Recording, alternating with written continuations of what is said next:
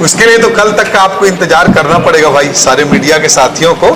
But निश्चित रूप से हम एक थीम के साथ बजट को प्रस्तुत करेंगे और ज्ञान जो पहले बजट में प्रस्तुत किया गया था, गरीब, युवा, अन्नदाता और नारी, उसके कल्याण के लिए समर्पित बजट होगा। उसकी रणनीति पिछले बार गति थी, इस बार कुछ अलग रणनीति के साथ हम आएंगे। और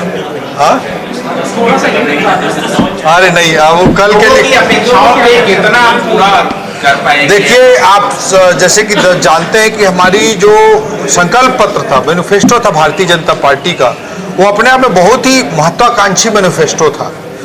चाहे हम धान खरीदी में 3100 रुपए की बात करें, चाहे हम करीब 70 लाख महिलाओं को, माताओं को, बहनों को महतारी वंदन योजना देने की बात करें, चाहे जैसे कि हमने संकल्प पत्र में कहा था कि 18 लाख गरीबों को आवास दिया जाएगा, जिसकी संख्या बढ़ते हुए 26 लाख को पार करने जा रही है, चाहे 2 साल के बोनस के भुगतान की बात हो 12 लाख किसान भाइयों को, ऐसे बहुत महत्वाकांक्षी मैनिफेस्टो था, संकल्प पत्र था।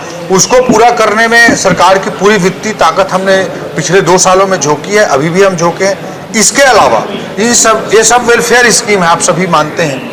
तो ये वेलफेयर स्कीम भी लोकतंत्र में जरूरी होते हैं कि समाज के आखिरी तबके पर खड़े व्यक्ति को, चाहे वो युवा हो, चाहे महिला हो, चाहे किसान हो, चाहे गरीब आवासहीन हो, उन सब के दृष्टिकोण से अत्यंत आवश्यक होता है। तो उसको तो हमको लोकतांत्रिक दायित्वों के तहत, अपने मैनिफेस्टो के संकल्प पत्र के दायित्वों के तहत पूरा करना ही है। इसके अलावा जो शहर विकास है, कैपिटल सिटी को ग्रोथ कराना है, औद्योगिक नीति अच्छी लाकर उद्योगों का ग्रोथ कराना है, स्टेट कैपिटल रीजन बनाना है, चाहे इस तरह की जो चीज़ें, चाहे मेट्रो की बात हो, इस तरह की चीज़ों को भी हम आगे बढ़ाने का प्रयास कर रहे हैं। इसके अलावा रिफॉर्म्स पर बहुत फोकस है। जैसे आदरणीय नरेंद्र मोदी जी रिफॉर्म से परफॉर्म की बात करते हैं, तो रिफॉर्म से ही किसी अर्थव्यवस्था में तेजी से परिवर्तन आ सकता है। तो उस पर भी बहुत बड़ा फोकस बजट का होगा। मैनिफेस्टो आधारित वेलफेयर स्कीम्स पर पूरा फोकस होगा।